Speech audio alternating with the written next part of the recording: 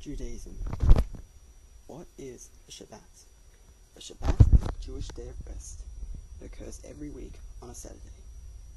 The Shabbat is there so the Jews can reflect and remember the creation of the earth, reflect on the past week, and to look forward to their Lord's arrival.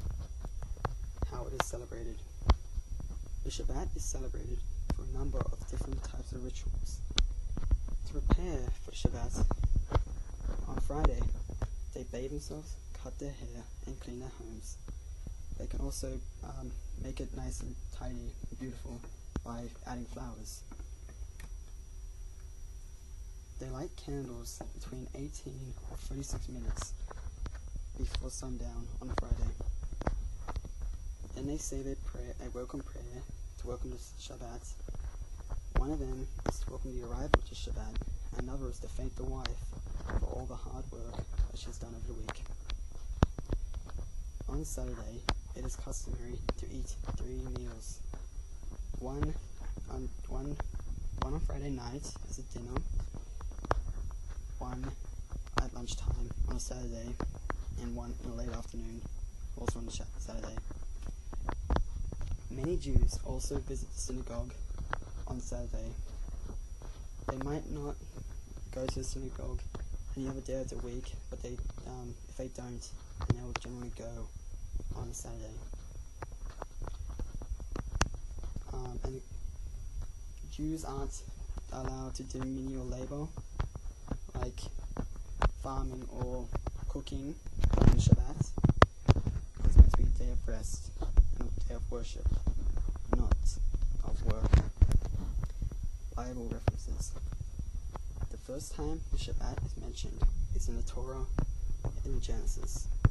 It's the first commanded after the exodus from Egypt.